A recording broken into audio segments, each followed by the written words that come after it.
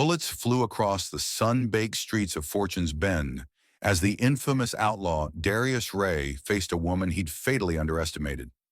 Adalyn Drake, the quiet widow armed with the legendary Drake Lilly revolver. When threats turned deadly and greed reached for everything she held dear, Adalyn revealed a mastery with the gun that left hardened gunslingers speechless. But would her precise aim and steely resolve be enough to defeat powerful men determined to take her land by any means necessary? Listen to this thrilling story to discover the shocking outcome. And don't forget to subscribe to our channel. Your support helps us bring even more exciting tales of courage, grit, and justice from the untamed frontier straight to you. The autumn sun hung low over Culver Valley, casting elongated copper-colored shadows across dusty plains. A battered sign reading "The Silver Spur Saloon" swayed slightly in the wind, glinting like a final beacon before twilight overtook the land. This saloon sat at the far edge of Fortune's Bend, a settlement too modest to grace most territorial maps, yet large enough to attract those operating beyond official law. On this particular evening, as miniature whirlwinds of dust skipped across the main street, Death himself had arrived. He wore a courteous smile and carried the steeled resolve of a bounty hunter. The day's glow was fading, along with the illusions of safety that a shrinking horizon often brings. Adalyn Drake pushed through the Silver Spur's weather-worn doors, the hinges emitting a forlorn creak that pierced the saloon's otherwise roaring activity. The clamor didn't vanish completely, but awareness rippled through the patrons like water disturbed by a tossed stone. Conversations faltered, glasses lingered halfway to lips, and weary gazes flickered to the entrance. She was not physically imposing, a woman in her mid-30s, with chestnut hair threaded by strands of copper. It was pinned beneath a pragmatic dark hat. Her face, though handsome, bore slight lines from years in the unrelenting western sun. The indigo riding skirt she wore showed careful mending, speaking more of practicality than wealth, but it was neat and unsoiled. Over her blouse, a close-fitting leather vest carried multiple small pockets, a design that hinted at function rather than ornament. Most striking was her custom gun belt. The tool-worked leather sat low on her hips, worn and supple from use, cradling twin revolvers. They looked incongruous when paired with her otherwise unassuming appearance. Sleek, lethal instruments of death tethered to hands that appeared equally capable of kneading bread or bandaging injuries. All eyes tracked her as she moved deeper into the saloon. A few men flinched, calculating how quickly they could draw on this unfamiliar newcomer if need be. Normally, the Silver Spur was a raucous mix of out-of-tune piano keys, drunken boasting, and card table quarrels. But now only the soft thuds of Adalyn's boots against the sawdust floor and the occasional nervous thunk of a glass meeting a table broke the hush. Her gaze swept the room. Anyone who'd seen action in rough country knew this kind of deliberate scrutiny. The practiced reading of who might pose a threat. Her unusual gray-flecked amber eyes drifted from one table to the next, noting which hands lurked near their holsters and which men tried to shrink behind their drinks. At the center of the saloon, dominating the largest table, sat Darius Wray. Word of his impending arrival had reached Fortune's Bend a full 2 weeks ago. Leader of the dreaded Wray Gang, Darius had carved a vicious reputation through stagecoach holdups, farmland seizures, and a growing list of casualties buried in shallow graves across 3 territories. He wore a pristine black hat with an ornate silver band. Red hair, slicked back, framed a sharp face where a neatly trimmed mustache and goatee emphasized a smile that never touched his amber eyes. A burgundy vest stitched with silver thread caught the lamplight with his every gesture. A heavy silver watch chain curved across his midsection, a rumored trophy from a railroad executive he'd robbed the previous spring. Adalyn made her way to the bar with even steps, head high, ignoring the onlookers' barely masked curiosity. The hush was so deep that the scrape of a chair leg sounded abnormally loud. "Whiskey," she said, her voice low but clear, to the saloon's barkeep, Quentin Anders. Quentin, thick-shouldered and graying at the temples, had been serving drinks at the Silver Spur since Fortune's Bend was little more than tents pitched along a desert crossing. His hands stilled for a moment before he fetched a bottle from the shelf behind him. He poured amber liquid into a squat glass, setting it gently before her. "Just passing through?" Quentin asked, keeping his tone hushed. He held the whiskey bottle a second longer than usual, reluctant to let it go. Adalyn offered the faintest of smiles, though it held a determined edge. "No, Mr. Anders. I'm here to stay." She spoke softly, but in a silence that had grown almost absolute, her voice carried to the far corners of the saloon. In the middle of a joke, Darius Wray halted. He turned to face the bar, eyes narrowing as though he'd caught the scent of unfamiliar prey. "Well now," he drawled, rising from his chair in one easy motion. "That's interesting, since I've been practically living in this fine establishment for a week, and I don't recall making your acquaintance." Adalyn didn't respond right away. She sipped her whiskey, then set the glass down with a care that suggested a habit of precision. Only then did she speak. "I've been otherwise occupied, burying my husband." A flicker crossed Ray's face. Not pity, not regret, some cold calculation, but it vanished as swiftly as it came, replaced by an overdone bow that drew forced chuckles from his men. "My condolences, ma'am," he said with the smooth courtesy of a traveling gambler. "Losing one's husband is a heavy burden for a lady to shoulder, especially out here." In an already tense saloon, the air seemed to snap tighter. Locals who knew Jonathan Drake, the man Adalyn had buried just days ago, began edging toward the doors. They recognized the potential for what came next. "It's a burden I can handle," she answered. "All I ask is to carry it in peace." Ray's grin hardened, though he tried to maintain his polished facade. "Peace is hard to come by," he said in a gentle tone that clashed with his cold eyes. "Particularly for a widow on her own. The frontier is unforgiving to anyone lacking proper protection." He extended an arm to indicate the saloon. "And what with the times being what they are, a small remittance can go a long way to ensuring everything stays peaceful." Adalyn's lips pressed into a thin line. "I'm guessing you fancy yourself the source of that protection." At that, Ray let out a laugh sharp enough to make more than one onlooker flinch. "Astute and lovely. A winning mix.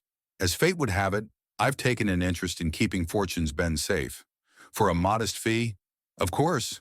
Behind the bar, Quentin Anders had gone rigid, his fingers curling around the edge of the counter as though he might pull out the shotgun rumored to be beneath it.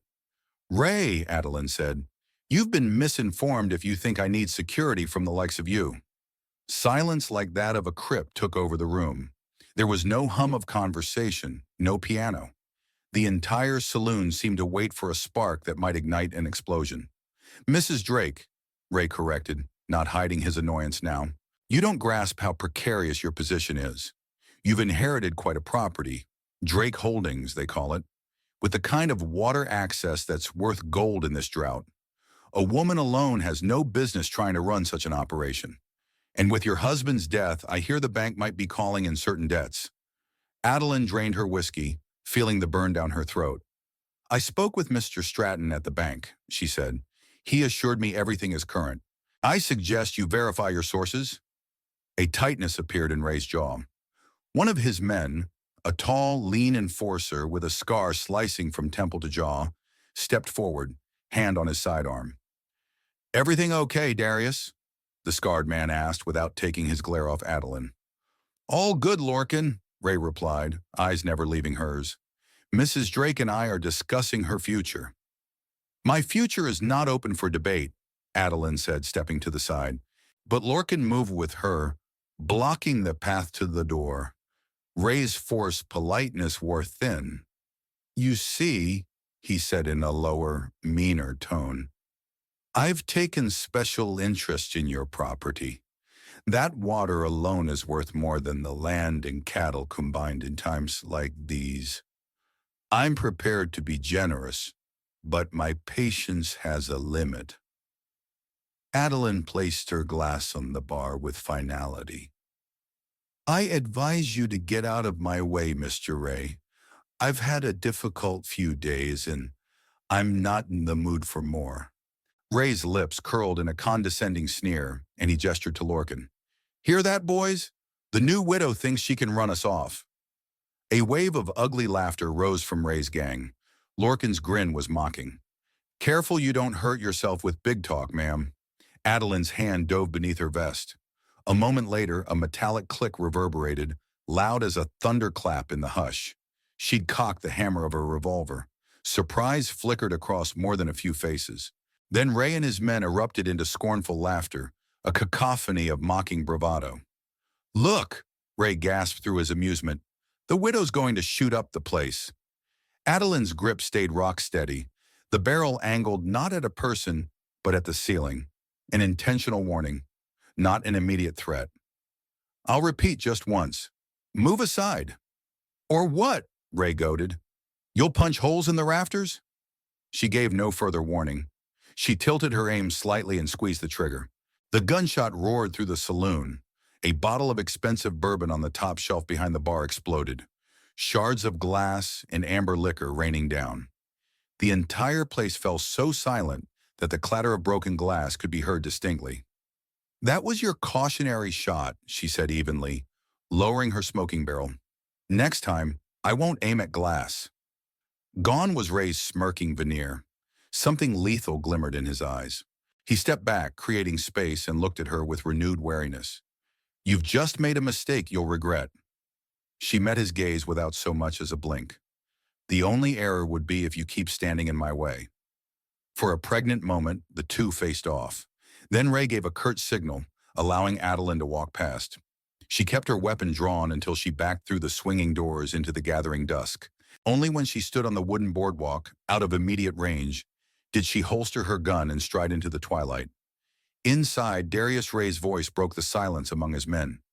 "We find out everything about that woman, then we teach her who's really in charge." He rubbed his jaw, gaze lingering on the shattered remains of the bourbon bottle. "One bullet buys her time, but she'll learn that time doesn't help when you've nowhere else to go." Outside, Adalyn swung onto her silvery mare. She rode away, ignorant of how deeply her single warning shot had rattled the men behind her. Over them, the sky reddened into night. Drake Holdings emerged from the darkness like a bastion.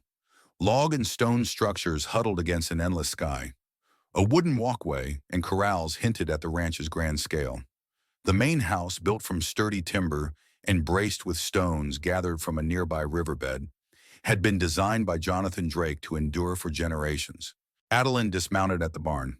The yard felt unnaturally still.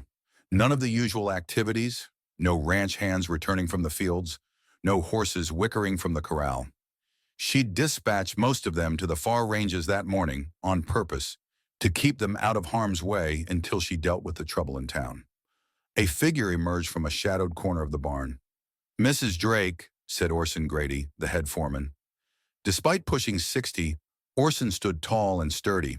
He looked worn from years of ranch work in harsh weather. He was also one of the few who could match Jonathan Drake's devotion to this land. "You made it back safe," he observed, relief tugging at his grizzled features.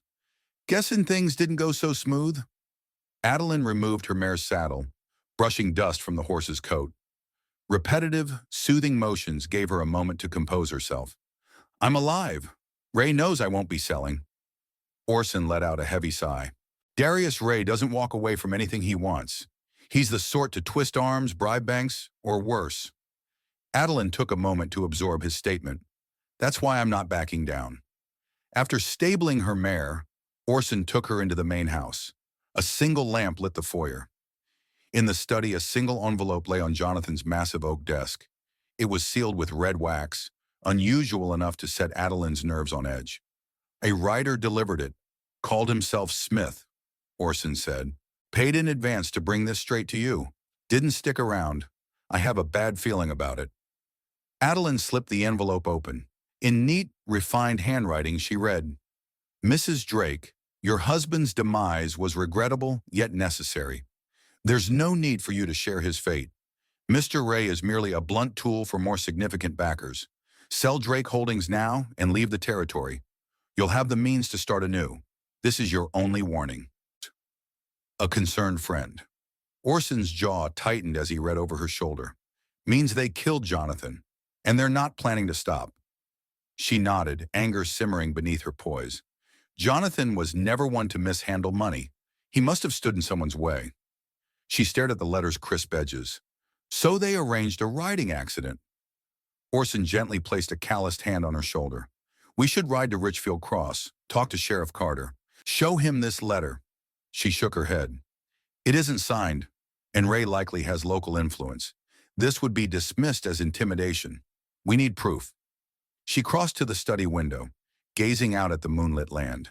The ranch spanned thousands of acres, and in a drought, water was a precious commodity. But Jonathan had once hinted at something beyond water rights, something that had made him uneasy about outside interest. Orson, she said, turning back, summon the men from the North Range, quietly in groups so no one notices. I want Ray believing we're undermanned. He scratched his gray stubbled chin. You're expecting a confrontation? A wry glint sparked in her unusual eyes. More than that. She approached a paneled section of the wall behind Jonathan's desk. Pressing a hidden latch, she revealed a small recessed compartment containing a lockbox. Jonathan left something for me to find if it came to the worst. I think that time is now. Inside the lockbox were papers, notes, and a folded map. He had a geologist come out 3 months ago, she explained, showing Orson the marked terrain on the survey. He found coal, not just surface-level veins, deep seams that could supply this territory for decades. Once the rail lines expand, anyone with controlling interest in that coal stands to profit enormously. A low whistle escaped Orson. That's enough to make men kill, that's for sure. Adalyn nodded. But it's more than profit. Water plus coal, Drake Holdings could become a cornerstone of power in this region. She placed the documents back in the box, locking it securely. Ray and whoever pays him think I'll roll over or be easily frightened off. We'll show them otherwise. Then hooves thundered from outside. Both turned. Orson peered through the window. 5 riders, South Trail, coming fast. Lock up, she instructed. Use the back door. Gather a few hands if we have any left here. Wait for my signal. Ma'am. Orson, trust me. He gave a reluctant nod and left. Within moments, Adalyn slid on a coat over her vest, checking her primary revolvers. The letter's threat was fresh in her mind. Torches illuminated a cloud of dust as the riders pulled into the yard. Lorcan led the group, accompanied by 4 other men. All wore guns low on their hips, and at least 2 had rifles slung across their backs. They reined in their mounts with theatrical flair. Adalyn stepped onto the front porch, arms crossed. She stood at the top of the steps, ensuring a slight height advantage. You're trespassing, she called, voice calm and steady. State your business or leave. Lorcan dismounted. Apologies for calling so late, Mrs. Drake, but Mr. Ray sent a message. He hoped to spare you further troubles, seeing how you're all alone now. She eyed the men fanning out around the yard. Doesn't look like a social visit. His smirk vanished. We aim to show what happens when folks refuse Mr. Ray's generous offers. From behind one of the riders came a small bundle wrapped in oily rags, a stick of dynamite with a sputtering fuse. It landed with a dull thud on the porch, the fuse hissing as it burned. In one fluid motion, Adalyn drew a revolver and fired. The bullet sliced through the fuse less than 2 inches from the explosive. The dynamite, rendered harmless, lay smoking on the porch. For a moment, nobody breathed.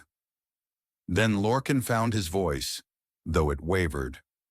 You'll regret that. That was your mistake coming here, she answered, revolver still in hand. Lorcan's eyes flicked from the disabled dynamite to Adalyn's calm figure. There are 5 of us, just one of you. Not good odds. For you, no, she said. A rifle shot echoed from the barn. One of the rider's hats jerked off his head, a clean bullet hole dead center. Another shot kicked up dirt at a second man's horse, sending the animal into a panic. Adalyn remained still on the porch. Those are 2 warnings, she called. Next ones won't miss. Rattled, Lorcan swung into his saddle. We'll be back, he snarled. This isn't over. No, Adalyn agreed evenly, holstering her weapon as they galloped away. It's only starting. From the barn's shadow, Orson appeared with a rifle. Guess I wasn't needed after all, he commented wryly. She let out a slow breath. I appreciate the backup. They'll return with more men. She picked up the severed dynamite, the burnt rag still warm in her hand. If tonight's intrusion was a test, the next would be far worse. The next morning broke with a fiery sky over Drake Holdings. Adalyn stood overlooking the ranch's western boundary through Jonathan's brass spyglass. From the vantage of a gently sloping ridge, she focused on a decrepit structure far out on the property, a line shack Jonathan had built when he needed to patrol that corner of the land. Orson joined her, handing over a tin mug of coffee. "So that's where you're headed? Been a while since anyone's used that shack." She nodded, collapsing the spyglass. "Jonathan once hinted he kept something important there, as insurance. We need all the advantages we can get." Orson sipped his own coffee. "Ray's men will be watching the main trails." "Good," she replied. "They'll see what I want them to see." He raised an eyebrow in question. "Move some cattle south. Make it noisy and obvious," she explained. "That'll draw their eyes in the wrong direction. I'll take a less direct route north, through the ravine." "Dangerous ground." He hesitated. "At least let Levi Blacktail go with you. He's half Apache, sure-footed as a mountain cat, and quiet." Adalyn agreed. Levi was young but an excellent tracker. "Tell him to meet me by the north stables in an hour. No rifles. They'll reflect in the sun. Just sidearms and knives." Orson nodded. "We'll start herding cattle as soon as you're ready." She finished her coffee in silence, mentally ticking through everything that needed doing. If Jonathan had hidden something vital out in that line shack, it might very well hold the key to defending Drake Holdings against Ray, and whoever else stood behind him. True to Orson's word, Levi Blacktail waited at the stable with 2 horses. Their gear was minimal to ensure a swift and quiet ride. Dressed in practical trousers and a soft-brimmed hat, Levi greeted Adalyn with a respectful nod. "Ms. Drake," he said simply. They rode north, hugging low draws and pockets of scrub to avoid vantage points Ray's watchers might occupy. In the distance, cows bellowed as ranch hands hollered, driving the herd south. Dust churned into the sky, an obvious signal that something of note was happening in that direction. They dismounted at the edge of a steep ravine. "Horses can't make that descent safely," Levi said, tying them in the shade of a scraggly mesquite. "We'll do better on foot." Adalyn removed her wide-brimmed hat, securing it to her belt. Together they began a careful scramble down loose shale and exposed roots, the ravine's walls rising on both sides like the jaws of a trap. Halfway down, Levi froze, raising a hand in warning. Adalyn followed his line of sight. A figure lay on a ledge below, rifle braced, scanning the plains where Orson's men were driving cattle. One of Ray's lookouts. Communication passed silently between them. They couldn't avoid him without exposing themselves, and they didn't have time for a detour. Levi drew a knife. Adalyn shook her head, pointing to herself, then made a circular gesture. He frowned but yielded to her instruction. Testing each foothold, Adalyn crept around and above the unsuspecting man. Inch by inch, she slid across a narrow rock ledge until she was directly over him. The man, likely no older than 20, remained fixed on the view south, unaware of the danger behind him. Adalyn gripped her revolver by the barrel. With a single swift motion, she brought the wooden butt down on the back of the lookout's head. He collapsed without a sound. The rifle clattered on the stone but didn't discharge. Levi reached the unconscious man and quickly bound him, used his own belt to lash hands and feet, then gagged him with a bandana. They stashed him behind an outcropping, removed the rifle's firing pin, and scattered the components. Satisfied he wouldn't free himself soon, they resumed their descent. Once at the bottom, the ravine opened onto a small plateau where the line shack stood. It was a squat, single-room cabin of peeled logs, chinked with clay, and roofed with curled shingles. By all appearances, it had been thoroughly ransacked. Planks pried loose, the stovepipe disassembled, even the meager furniture slashed open. "Someone else has been here," Levi said grimly. "Could be they didn't find what they were after, but they'll be back." Adalyn's heart thudded. "We'll see what they missed. Keep watch." He positioned himself outside, scanning for any returning riders. Inside, the wreckage was depressing. A vandalized cot, table overturned, the stove's interior blackened and still warm from a recent fire. If someone had known this place might hide something valuable, they had dug hard to uncover it. But Jonathan knew better than to hide anything in obvious places. Their private jokes had always revolved around the fact he loved misdirection. "Think like him," she reminded herself, surveying the cabin with a deliberate slowness. One window faced east, directly at the main house miles away. Jonathan had built the shack for boundary checks, but also to keep an eye on the home. She tested the window's frame, pressing the left side. At first it seemed solid, but then it yielded slightly. With careful pressure, a hidden compartment opened in the interior wall. Inside lay a leather-wrapped bundle the size of a revolver. Levi's voice rose outside. "We've got riders approaching. 3 or 4, maybe 10 minutes away." Adalyn secured the newly discovered bundle inside her vest. No time to examine it. "Which direction?" "South. That's their direct route in. They wouldn't stand a chance if they tried to climb out of the ravine again." "We go west," Adalyn said, recalling the precipitous drop that even sure-footed ranch hands normally avoided. It was that, or be caught. "We move." They scrambled out the back, heading toward a cliff that sloped sharply downward. Tucking her boots into cracks and gripping exposed roots, Adalyn carefully led the way. Levi followed close, dislodging pebbles that clattered into the canyon below. Suddenly, rifle shots cracked from above. One bullet slammed into the rock near Levi's shoulder, spitting fragments. Another whined inches from Adalyn's hand, nearly making her lose her grip. She twisted, hooking an elbow around a jagged lip of stone, and returned fire. 3 shots in quick succession. She wasn't aiming to kill. She couldn't, not in such an impossible angle. But each bullet found its mark in a less than lethal way. One disarmed a shooter by splitting his rifle stock, another clipped the canteen at a man's hip, and the third spattered rock shards into a third gunman's face. The men above reeled back from the edge, giving Adalyn and Levi a critical few seconds to descend to safer terrain. They dropped onto a narrow ledge, then made their way to an overhang that concealed them. At last they found the creek, which wound around toward a distant stand of cottonwoods. Good cover to circle back to their horses. Gasping for breath, Levi stared at Adalyn. "I've never seen shooting like that. From that position, that's impossible." She only shrugged, checking her revolver's chamber before reloading. "Jonathan taught me well." He shook his head in admiration and disbelief. He must have, but his stare shifted to the bulge beneath her vest. "Did you find what you were looking for?" In reply, she carefully unwrapped the leather pouch. Out slid a single-action revolver, a beautiful custom creation with etched silver filigree in a longer barrel than normal.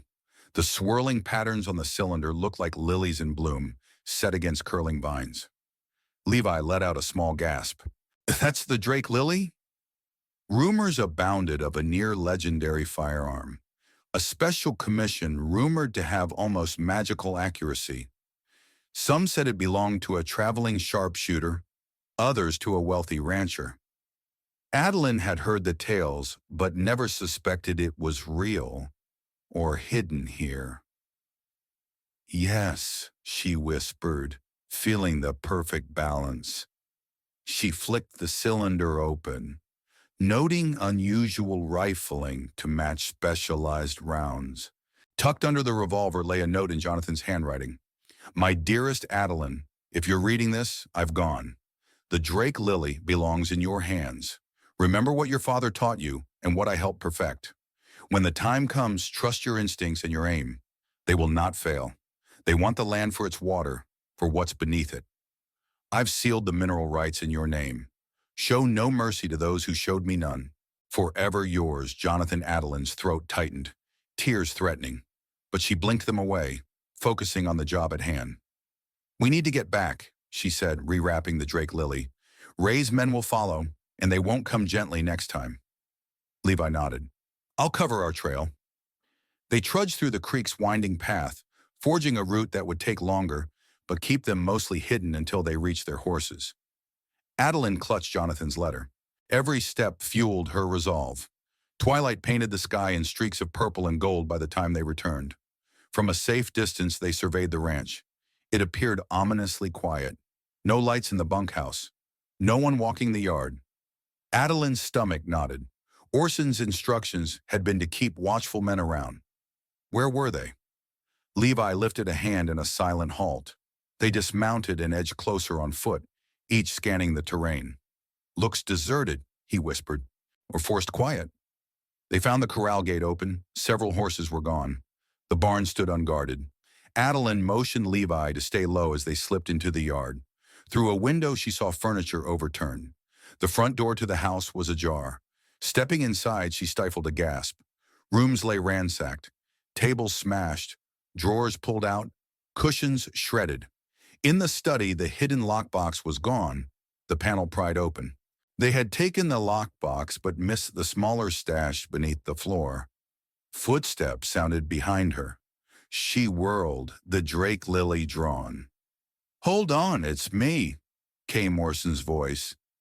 He stood in the doorway, sporting a bruised cheek and a split lip. Blood trickled from a cut above his eye. "They were here," he said, voice ragged. "A dozen or more, led by Lorcan. They took what they wanted, papers mostly, and locked half the hands in the root cellar." Adalyn's heart hammered. "When did they leave?" "Couple hours ago. They said you have until noon tomorrow to come to the Silver Spur and sign over Drake Holdings. Otherwise, you won't just lose your land." Her eyes flicked to the destruction. It felt personal, as if they wanted to erase every sign of Jonathan's existence. A quick signal from Levi confirmed no enemies lurked inside. Adalyn and Orson freed the ranch hands from the cramped root cellar. Though some had bruises, none were grievously injured. Their faces burned with anger and shame at having been overpowered. "I'm sorry, Mrs. Drake," one older cowboy said. "They rolled up quick, caught us separated." "It's done," she replied. "We plan from here." She led them to the bunkhouse, the only structure not torn apart. Despite their rattled nerves, hope flickered in each man's eyes when she revealed the Drake lily and explained how Jonathan had legally transferred every mineral right in her name. "They want me to sign over everything tomorrow," she said. "That's their plan. They think it's over." "Begging your pardon," said a mustached ranch hand called McKendrick, "but going in there is suicide. Ray's men must number 20 or more." Adalyn smiled thinly. "He expects me to show up frightened and alone." She turned to Orson. "You mentioned you still had that emergency cache up in the north pasture. Is it intact?" He nodded. "They never got that far. Too many acres to search thoroughly." "Good, we'll need it." She assigned tasks quickly. Gather weapons, ammo, supplies. Dispatch discreet riders to old allies. Neighbors who owed Jonathan and might help. Position men in concealed spots around Fortune's Bend. If Ray wanted a showdown, she'd give him one. Levi stepped beside her as the others hurried off. "I found something else," he said softly, gesturing for her to follow. They crossed the yard to the blacksmith's shed. Inside, a man sat tied to a chair, head covered by a sack. "He was unconscious behind the caretaker's cabin," Levi explained, "knocked out by Ray's men, apparently. They must have forgotten him in the rush to leave." Levi pulled off the sack, revealing a distinguished middle-aged man with silver-flecked hair and an Eastern style of dress.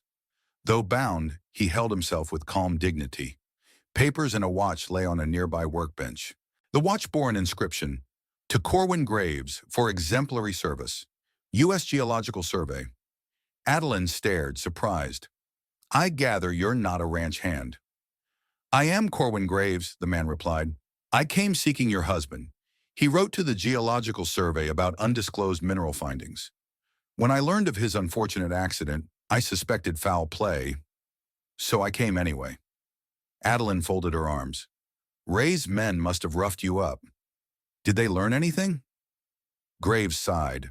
"They demanded to know about your husband's communications with Survey. I gave them nothing." She saw federal documents on the table and recognized the seal. "You're more than a simple geologist." He inclined his head. "Let's just say my interest goes beyond academic. I have the authority to protect critical resources on behalf of the government." Orson let out a low exhale. So it ain't just water and coal. The feds are stepping in? Graves nodded, eyes on Adalyn. There may be oil under the coal seams. Potentially a great deal.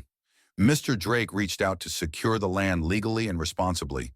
He wanted federal oversight to prevent exactly the sort of lawless grab you're facing now.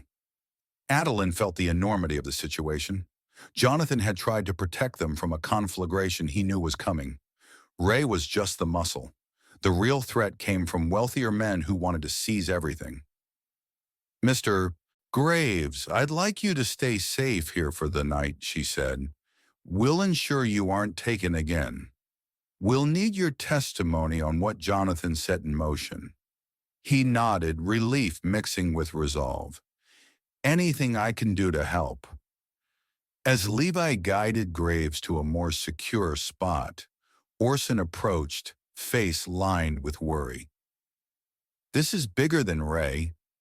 Oil speculators. That explains everything. Adalyn turned the Drake lily in her hands, the silver-etched lily designs catching the lamplight. Jonathan suspected they'd kill him to get it all, but he never told me how deep it went. She carefully holstered the gun. They want me in town at noon, Orson. They'll expect surrender. We'll give them a surprise. Dawn found Drake Holdings tense but determined. Orson and the ranch hands, about a dozen strong now that a few had returned overnight, waited in the yard. Graves had composed official documents intended to protect the property under federal law, if they lived long enough to enforce them. Adalyn emerged from the house with composure that belied the storm in her heart. She wore an indigo riding skirt tailored to move easily, boots that laced tight around her calves, and a fitted jacket. The Drake lily gleamed in a holster at her hip. Beneath the jacket, she carried a second, simpler revolver. Orson tipped his hat. We're ready. She surveyed them. We'll have men around Fortune's Bend. Stay out of sight, but be at vantage points. If Wray attempts something final, you'll have the advantage. A ripple of affirmation moved through the ranch hands. Levi had departed hours earlier to confirm positions with allies on the outskirts. Graves, still bruised, left just before sunrise to quietly meet a representative from the territorial judge's office, who had the legal power to freeze land disputes if foul play was proven. Everyone had their roles. Adalyn alone would walk into the lion's den. She mounted her dappled mare, which Orson had brushed until it shone, and set off down the eastern road. Sunlight crested, throwing long shadows across the deserted main street of Fortune's Bend. No children running chores, no shopkeepers hawking wares. Doors were closed tight, windows shuttered. The town was bracing for violence. Adalyn slowed in front of the Silver Spur Saloon. On the hitching rail were 16 horses, confirmation of a substantial force inside. 2 men flanked the saloon's entrance, arms crossed, each with the coiled readiness of a predator. She halted in the middle of the street, adjusting so the rising sun was at her back, forcing anyone exiting the saloon to squint. One guard, a wiry man, called, "Mrs. Drake, you're expected inside." "I'm right where I need to be," she replied, voice carrying in the hush. "Tell Wray if he wants to finish our business, he can join me out here." The man frowned. After a moment's pause, he slipped inside. Moments later, Darius Wray emerged, hat low, black coat spotless. He lifted a hand against the glare. "Mrs. Drake," he stepped forward. "Decided to be stubborn even at the end? We had an understanding." Her tone was steady. "We have no agreement. I'm here to clarify terms you demanded." His jaw set in irritation. "The terms are simple. Sign over Drake Holdings, accept a payment, and you leave. That's more than fair, considering your late husband had certain obligations. And I believe you had a hand in his death," she said. The accusation sent murmurs through the saloon door, where men listened with building tension. Ray's eyes narrowed. "You should be careful, Mrs. Drake. Slander can have consequences." Before she could retort, the saloon door swung open again, releasing Lorcan and 4 more of Ray's gang. They spread out in a half circle behind Wray. Shadows moved inside as well. More men, more guns. A new sound drew attention from the far end of the street. A private rail car had arrived in the small depot. Emerging from behind some crates was a tall, silver-haired gentleman in an immaculate suit. He walked with the coolness of someone who rarely found himself in a dusty frontier town. Adalyn recognized him by reputation alone. Cornelius Farnell, an Eastern Railroad tycoon with rumored oil investments. The real power. Farnell regarded her with mild curiosity. "I don't believe we've been introduced." She lifted her chin. "You know who I am, Mr. Farnell, or you wouldn't be here." His eyebrows rose. "Is that so?" She held up a document bearing the official seal of the U.S. Geological Survey. "Your arrival only confirms it." Farnell shot Wray a dissatisfied look. "You promised me a smooth transaction." Wray bristled, signals crossing the short distance between them. "It was smooth until she started making trouble." Adalyn's lips curled in grim amusement. "Trouble, Mr. Wray, is exactly what you've walked into. The government has an interest in the resources under my land. Resources you and your employer want to seize." Farnell's face tightened. "If I had known about a federal claim, you'd have approached with more caution." A new voice chimed in. Everyone turned to see Corwin Graves stepping out from an alley near the saloon. Beside him stood a tall man wearing a marshal's badge. Graves flashed the badge pinned on his lapel. "Corwin Graves, U.S. Geological Survey, and this is Marshal O'Malley, representing Territorial Authority." Marshal O'Malley had the lean, confident bearing of a lawman who'd seen it all. He nodded. "Been hearing a lot about a forced takeover at Drake Holdings." A flicker of panic crossed Farnell's features. He masked it quickly. "Well, there's been a misunderstanding. I wouldn't condone murder, if that's what you're implying. We have sworn statements from some of Wray's men," Graves replied. "Documents tying Farnell to illegal influence over land offices and banks. Enough to consider you complicit in Jonathan Drake's death." Wray seized Farnell's hesitation as an opening to act. Fury and desperation mingled on his face. "This is nonsense," he hissed, hand darting toward his gun. He fired a single shot at Adalyn, forcing her mare to jolt sideways. But Adalyn's own response was fluid, almost preordained. She drew the Drake Lily, that custom revolver balanced perfectly for her grip. One echoing shot rang out, and Wray's gun spun from his hand. Blood spattered where the bullet had neatly shattered several knuckles. He howled, staggering, clutching his ruined hand. You devil!" Adalyn held the Drake Lily level at his chest, expression unwavering. "That was your final warning shot, Mr. Wray. The next one isn't going to spare your life." Lorcan and the others had started drawing weapons when the overhead rooftops came alive with the glint of rifles. Levi Blacktail on the Mercantile, McKendrick in a bell tower, other ranch hands behind barrels and crates. A small army, all aiming at Wray's gang. Marshal O'Malley advanced, sidearm trained on Farnell. Weapons on the ground, slowly. Caught between lethal fire and the law, Wray's men dropped their guns. Farnell lifted his hands, helpless. The mustached older ranch hand hopped down from the rooftop, collecting the outlaws' weapons. Graves pulled out a formal warrant. "Darius Wray, Cornelius Farnell, you're both under arrest for conspiracy, fraud, and murder. No sense in resisting." Wray slumped, still grimacing at his wounded hand. Farnell, ever the businessman, sighed, scanning the scene of utter defeat. Then he forced a polite smile, though his eyes burned with resentment. "Mrs. Drake, you play a clever game." She regarded him coolly. "You all made one critical error, assuming you could bully or bribe a lonely widow. Jonathan prepared me for this. You never understood that." Marshal O'Malley and Graves led the prisoners off, half of Wray's men still cursing. Townspeople peeked from shut doors, relieved the confrontation hadn't escalated further. The sun reached its zenith, flooding the main street in blinding brilliance. Adalyn holstered the Drake Lily.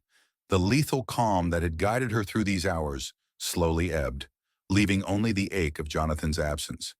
Justice would never bring him back. As Farnell passed by under guard, he murmured, "You could have used that skill in the East. Ambition like yours." She cut him off quietly. "I don't crave ambition. I'm just precise, Mr. Farnell. I already have everything I want, a legacy Jonathan and I built on honest ground." He turned away, resigned to whatever trials lay ahead for him. Levi stepped up, face lit with triumph. "We did it, ma'am. They can't come back from this." Adalyn managed a small nod. Yes, Drake Holdings is secure, but rebuilding starts now. She turned her mare back toward the ranch, the wind stirring her hair. Behind her, the defeated outlaws nursed wounds and shackles. Ahead, Drake Holdings waited, battered yet unbroken, a testament to perseverance and grit. Her warning shots were done.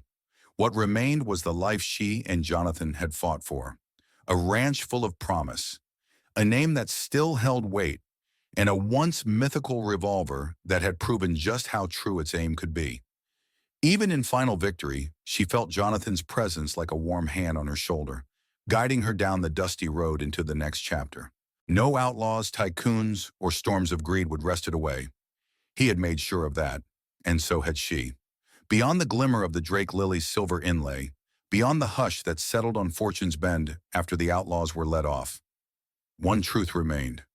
Anyone who underestimated Adalyn Drake would learn, far too late, that each bullet she fired struck exactly where she intended it to land. In the end, Adalyn Drake's courage and unmatched marksmanship secured justice, honoring her late husband's legacy and preserving their beloved ranch, Drake Holdings. Her victory wasn't just about defeating ruthless outlaws. It showed that bravery and resilience can overcome even the darkest threats. From a personal viewpoint, Adalyn's triumph inspires us all to stand firm in the face of adversity, never allowing intimidation or greed to overshadow integrity and strength. What did you think about Adalyn's journey? Share your thoughts and join the discussion in the comments below. We'd love to hear your perspective and experiences. Thanks for listening, and remember to subscribe for more captivating stories coming soon.